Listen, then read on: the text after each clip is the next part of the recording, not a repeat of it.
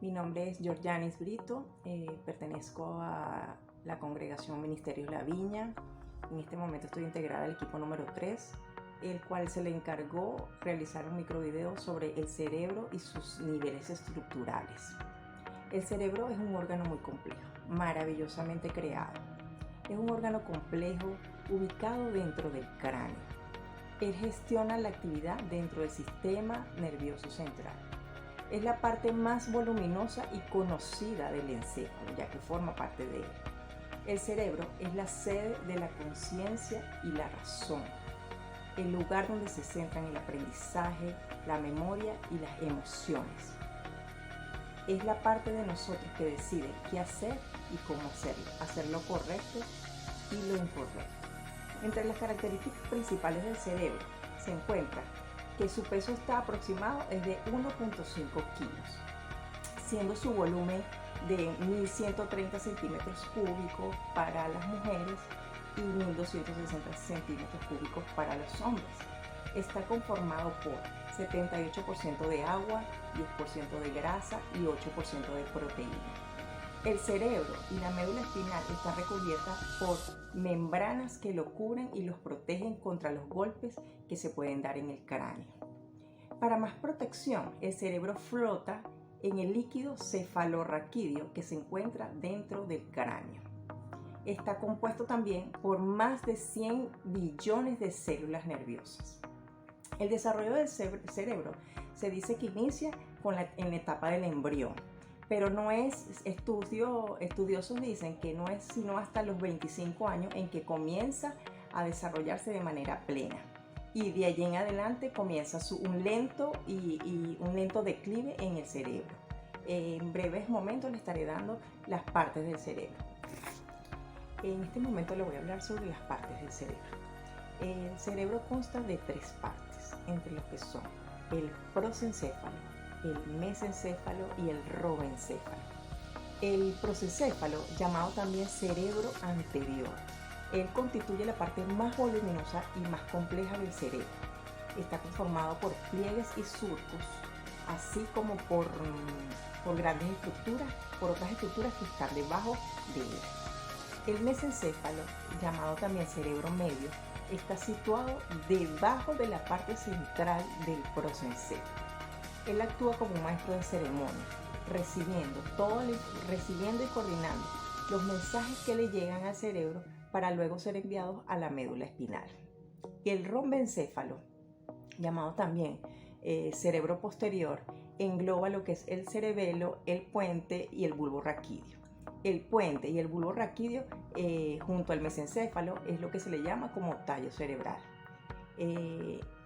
Ahora, ¿cómo funciona el cerebro? La función del cerebro es bastante compleja también.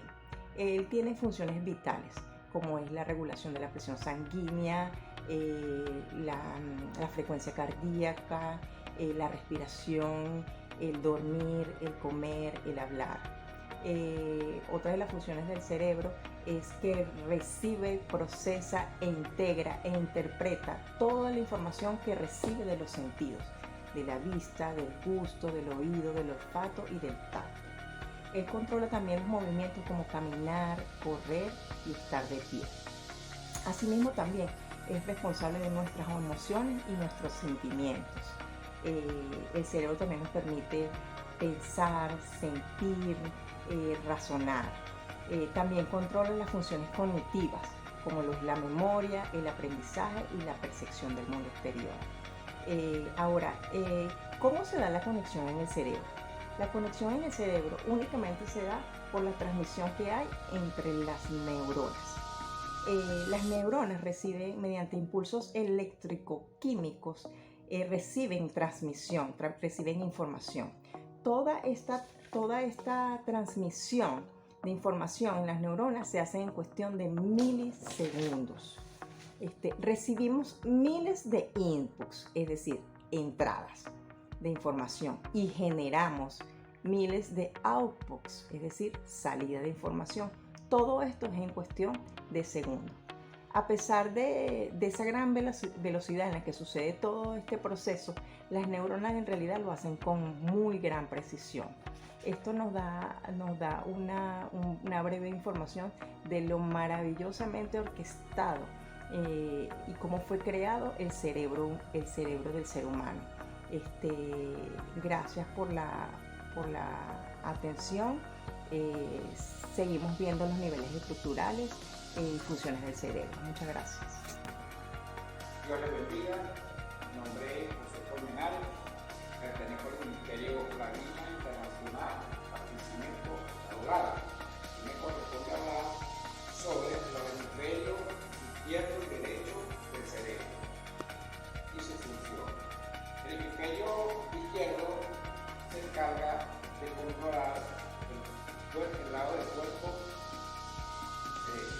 El hemisferio derecho se encarga de controlar el lado del cuerpo izquierdo. El hemisferio izquierdo es verbal porque usa palabras para definir las cosas, pero el hemisferio derecho no es verbal, ¿verdad? Tiene conocimiento de las cosas, pero es de pocas palabras. El hemisferio izquierdo es analítico, ¿verdad? Ve las cosas parte por parte. El hemisferio derecho es sintético, une las cosas para formar un conjunto de todo.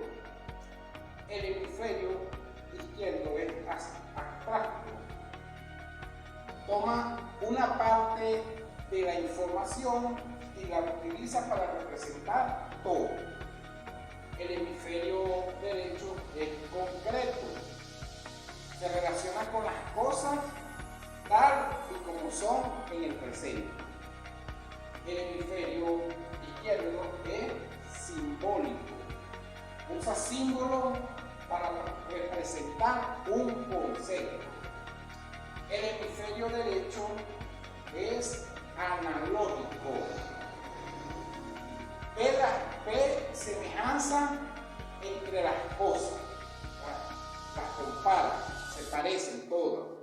El hemisferio izquierdo es temporal, lleva la cuenta del tiempo y lleva las cosas en secuencia.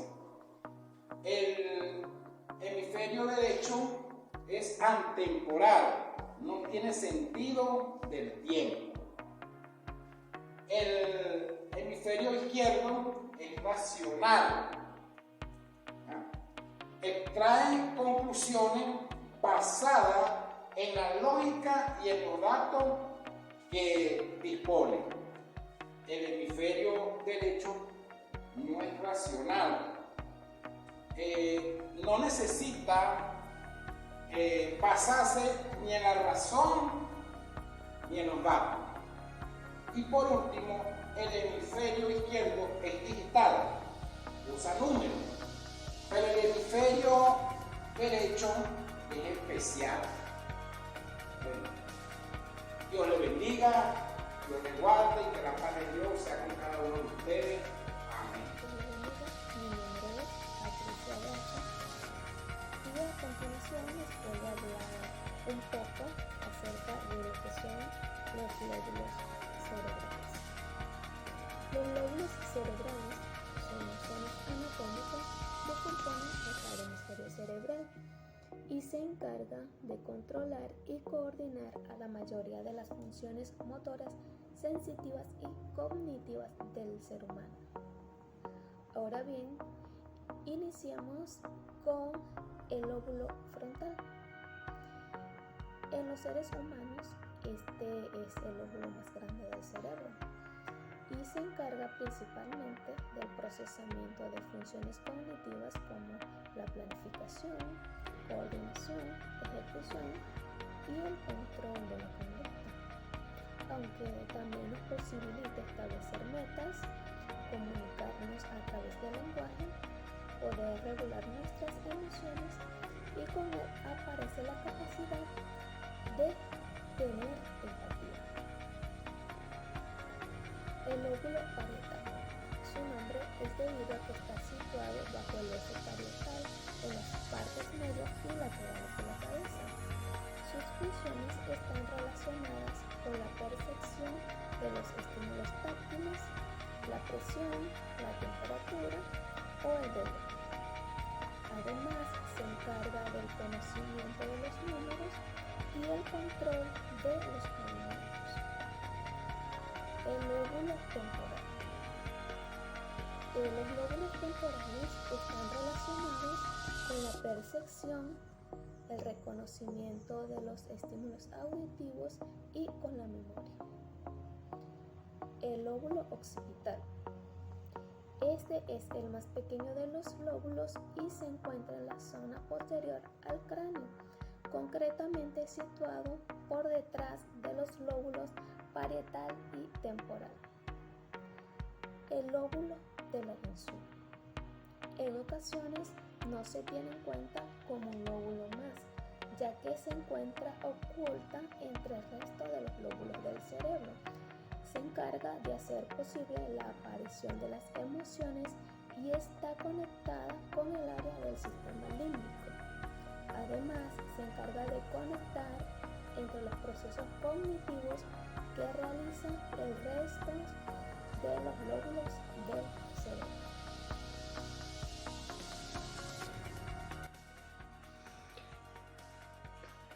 En la profundidad del cerebro se encuentran las estructuras subcorticales.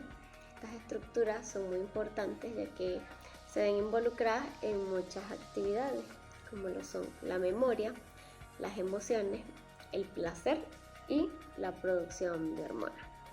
Además de esto, también son muy importantes porque funcionan como un centro de información con el sistema nervioso, ya que ellas son las que modulan la información que va a diferentes partes del cerebro.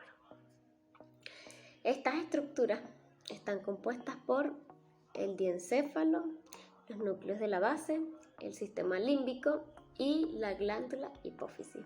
En mi caso voy a enfocarme en desarrollar el diencéfalo.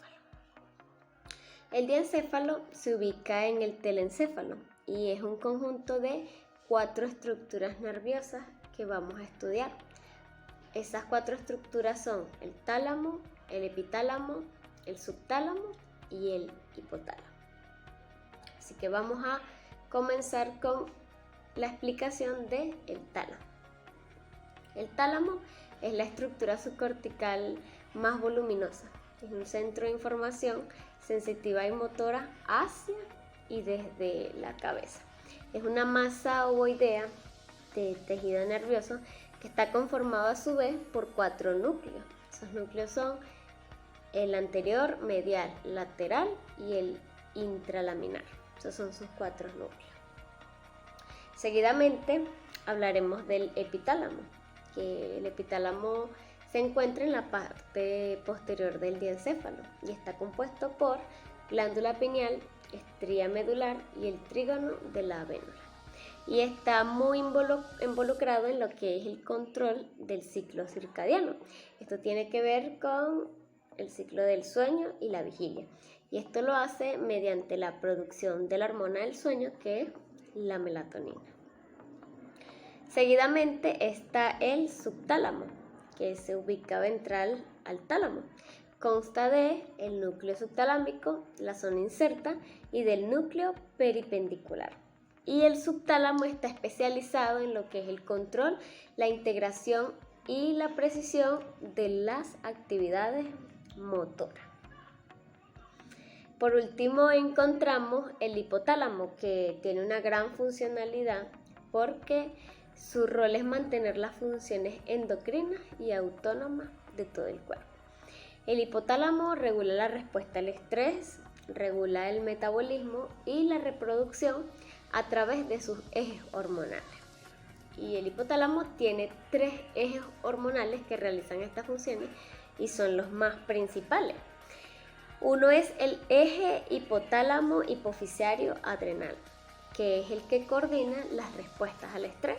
También está el eje hipotálamo hipofisario tiroideo, que regula la intensidad del metabolismo. Y el tercer eje es el eje hipotálamo hipofisario gonadal, que regula todo lo que es la reproducción. Bueno, y ya para culminar, y no menos importante, estaremos hablando de los núcleos basales, del sistema límbico, de la hipófisis. Hablemos primeramente de los núcleos basales. Son a los que llamamos ganglios basales. Este es un grupo de núcleos interconectados de sustancia gris. ¿Dónde se ubican estos núcleos basales? En la profundidad de la sustancia blanca del telencéfalo, diencéfalo y mesencéfalo. Estos núcleos están conformados por 5 pares de núcleos. ¿Cuáles son esos núcleos? Bueno, el núcleo caudado, el putamen, el globo pálido, la sustancia negra y el núcleo subtalámico. Entonces, ¿cuál sería la función de los núcleos basales? Simple y llanamente, ellos participan en la modulación de los movimientos mediante circuitos de retroalimentación con el tálamo y la corteza cerebral. Esta comunicación con el tálamo se efectúa mediante 3 vías: la vía directa, la vía indirecta y la vía hiperdirecta. La vía directa es la que juega un papel importante en el inicio de los movimientos voluntarios. La vía indirecta es una vía inhibitoria y evita movimientos involuntarios, mientras que la vía hiperdirecta es la manera más rápida de inhibir toda actividad motora y así suprimir movimientos involuntarios. Ahora bien, el sistema límbico constituye una parte antigua del cerebro humano que está constituida por áreas corticales, subcorticales y troncoencefálicas. Las partes de la corteza cerebral involucradas en las funciones límbicas son colectivamente denominadas corteza límbica. Ahora bien, ¿qué controla el sistema límbico? Bueno, el sistema límbico controla el olfato, la memoria, las emociones, la homeostasis corporal, entre otros. Y la principal función de la amígdala es responder al miedo. Y la hipófisis es una de las glándulas más importantes del cuerpo humano. De hecho, la llamamos comúnmente la glándula pituitaria. Ahora es la que llamamos hipófisis.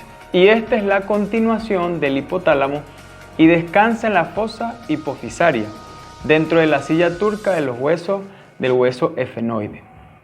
Esta glándula consta de un lóbulo anterior y un lóbulo posterior.